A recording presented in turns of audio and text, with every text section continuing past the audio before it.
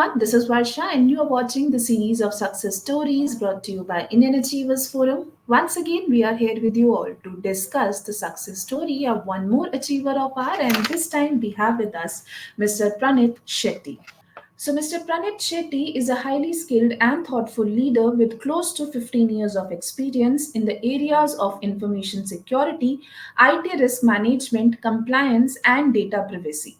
He has a master's degree in information systems and specialization in information security and has made a significant contributions in renowned Fortune 500 companies such as International Paper, PwC, Morgan Stanley, and Cisco. But before we actually get to know more about the awardee, let's quickly have a look at a very small video telling you about what we actually do.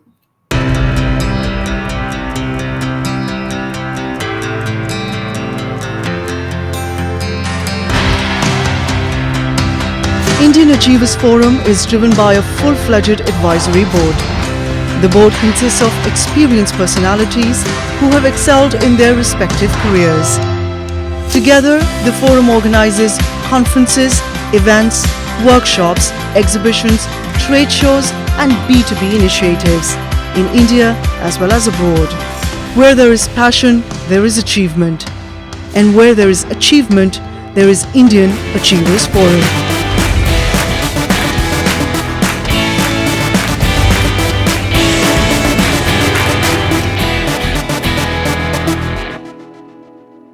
Hi, Mr. Pranith, how are you?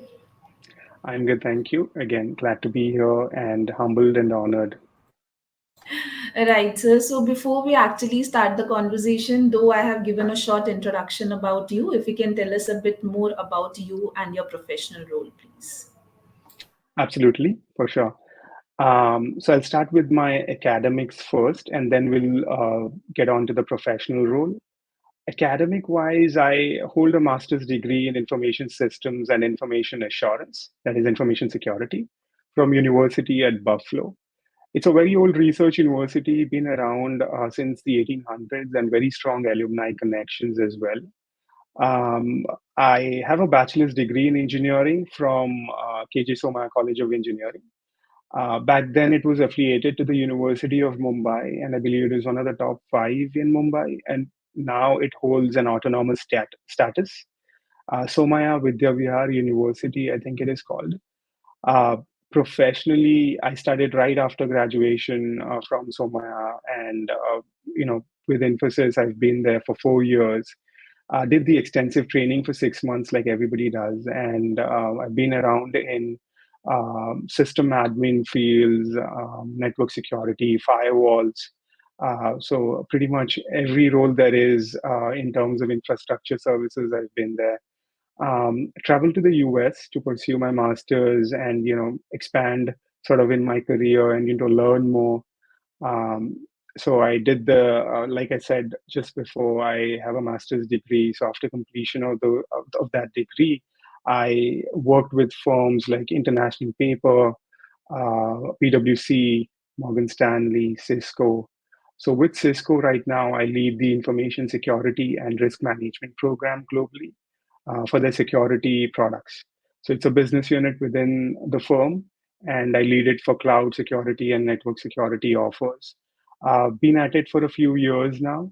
To sum it up, I've been in a similar role leading information security programs for close to 14 to 15 years now, give or take. Been solving problem statements, designing frameworks, solutions.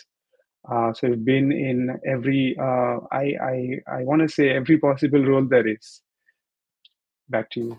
Right, sis. I'm very keen to know that how did you, actually thought of this solution that helped you out in this award? So there's always been like every firm that you join, right? So there's always a problem statement to solve.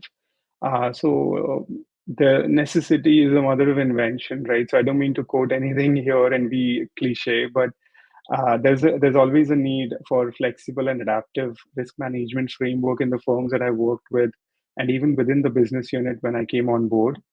So the challenge obviously was to design these frameworks with the amount of resources and budget we have. Fortunately enough, things worked in my favor, and I was able to work my way through, and I was able to draft this framework, which not only helped certifications like products get certified and sales and drive the business objective, but it also helped management and leadership get sight of risks, and eventually the business unit was more proactive in responding to these risks and reducing the risk appetite overall. So my solutions were, first of its kind, helped solve problems with the resources we had, and I've written a few research papers and articles as well on this. Right, sir. So, life is not a bed of roses for any one of us, and I'm pretty sure that you must have also had certain sort of challenges in your professional role. So, what are some of the noteworthy challenges that you have to face in your career? So information security and risk is a very challenging field. So every day you are faced with some sort of problem, which is not an easy fix. So obviously, throughout my career, there were a lot of challenges, but some of the noteworthy ones back in the day, in 2017, when I was working with PwC as a strategy cybersecurity consultant, there's a new privacy regulation that has just showed up at our doors, GDPR. So it's a very common name right now. It's a privacy regulation. There were a bunch of other regulations in the US, especially across different states, targeting privacy and cybersecurity. So these are very challenging because there were no working use cases. And I was part of a small team, and in fact, I was leading a team with a financial client as well. So we were supposed to assess the current state and suggest target states. So it becomes very difficult when you don't have a working use case. But in some shape or form, we were able to navigate those challenges, and eventually, all of our implementations or deployments or suggestions were successful. That was the first challenge I faced. The second one, I want to say during the pandemic, especially around 2020, when firms decided to close offices and everybody was to work remotely, right? So obviously, it's a good sign. Everybody gets to work remote, work from home. But I was part of that small team who, I mean, we're stuck with this problem statement because we had to ensure employees who are logging in remotely, who are working from home, have the resources they need, and the connections and everything are secure and appropriate. And if there are any risks, it should be communicated to the leadership. So that was a very challenging situation because, again, no working use cases. Nobody had seen the pandemic before. The first of its kind again. So these are some of the two noteworthy challenges that I can think of. Right. So now, if you can please talk about the product and services of your current organization and the kind of role you are giving or the services you are providing to people out there. So first of all, like a disclaimer here, right? So I'm not a sales customer success manager or someone like a Cisco spokesperson here. So if anybody is interested after this conversation to look into these products and get into the sales aspect of it, please reach out to the business channels. But regardless, I'll just give you a small sort of my perspective and opinion. So Cisco, as you might know, it's a multinational conglomerate, right? So it is spread across different countries, and it has several offers or products. Sometimes there are organic products stacked together to form a business unit, and sometimes there are acquisitions. There are always new acquisitions, right? Maybe there's a competitor, maybe there's a interesting product out there. So organically, if it fits the business objective, those companies are acquired, right, to promote the whole business lineup. Having said that, Cisco has a pretty good stake in networking products, routers, switches, firewalls, cloud related products. We are also into edge security, network security, identity management. So some of the products that I can think of and I support are Duo, which is contextual multi-factor authentication. Then there's Umbrella. There's SSE, Secure Service Edge, which is cloud and network security again. CloudLock, CDO. So these are some of the products that we have that help secure the environment, secure the endpoints, data traffic, And being part of the security business unit, I ensure the security and risk management program for these offers and make sure all of the risks are highlighted to leadership, or they're remediated. Right, sis. Now, talking about the future, everyone do plans for their future. So, what further plans are you having for yourself in the upcoming years? If you can please share a bit of those plans with us as well. Yeah, I mean, ambitions and aspirations, right? So my plan is to grow in this field. I feel there's a lot more to learn because information security is. I remember this from my mentor, or maybe there's someone else who had a very uh, varied experience for over 30, 40 years, and he said this to me, that it's a mile wide and it's a mile deep field, information security. So there's always more learning. So the plan is to learn and deepen my exposure here in various nuances. Hopefully, work my way towards head of risk. So that's the immediate ladder that I have within the firm, and then maybe the chief risk officer or CISO if I'm fortunate and if I'm able to work my way through. Right, and I wish you all the success for all these plans of yours. Thank you. Okay, so now comes the question which I, personally love to ask our awardees, and that is, what are your feelings on winning this Indian Achievers Award? Like, how did you actually celebrated the news when you got the information about your winning and all? Yeah, I mean, firstly, I would say I'll be honest, I was very surprised. It's like, okay, did I really win this award? I was just trying to confirm, and then it was a very good feeling, regardless, right? I mean, when you get nominated and when you're handed over this award, so it feels that there is some kind of appreciation, and whatever work you're doing right now, with your heads down, but it feels as if it's making a difference. And from a third party perspective, third lens perspective, right? So people are understanding the value that it brings to the field. So yeah, all of this appreciation and this third party perspective pitching in, it motivates me further to better myself and keep at it. So yeah, a motivating feeling again for sure. Right, and I once again congratulate you on this achievement of yours. Thank you. Okay, so now as we have discussed a lot about your professional journey and also the plans you are having in the near future, if you can also talk about the CSR activities that you are involved in, please. Okay.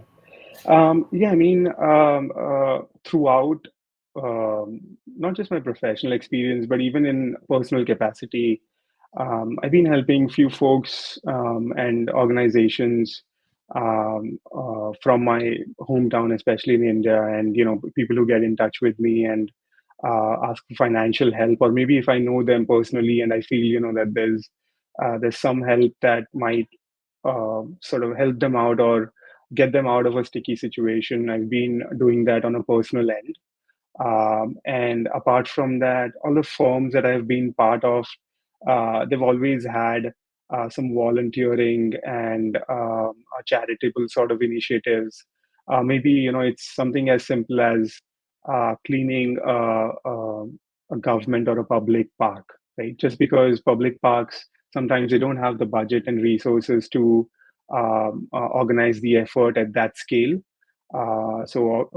Especially the companies and firms that I've been part of, they've been helping out local parks and local organizations, charitable organizations. It could be helping teenagers out with academics, right? Like mentoring them to get into technology careers, uh, uh, shedding some light on my experiences, helping folks financially, maybe. So yeah, whatever avenues I've come across, I've tried to make a difference. And in all of the firms and personally and all around, I've been uh, trying my best to help people in need. Right. So now, before concluding our lovely session, what message or mantra you would like to give to our younger generation who wish to, succeed in this field of information security and risk? So, just like I said a little while back, right? It's a very both information security and risk, by the way, they're related. They're very broad fields. A common mistake that I've seen people doing is they directly get into sort of strategy and consulting positions in information security and risk. So what that does is you don't get the ground level expertise, but then you directly jump onto a second layer and you skip the first layer altogether. So my advice is try to niche down, try to work on layer one roles. Like I said, you can start with probably a system admin role or a network security role or a firewall engineer related role, or there are several other roles which are, you could start with pen testing or ethical hacking, right? So start with a layer one role, try to niche down, try to be an expert at something, and then move on to strategy and consulting. Trust me, it takes a little bit of time. You might see peers doing well who have directly got onto layer two roles, but it'll pay you in the long run because you'll have the expertise and you'll have the ground level knowledge to talk to an engineer and at the same time a CISO or a leadership or a CEO for that matter. So try to niche down. So that's the first advice. And the second advice is always look out for problem statements, try to solve them, and don't try to reinvent. Just because sometimes I've seen that in the hunt for credit, we try to reinvent. We try to come up with our own solution so that we can stamp our name on it.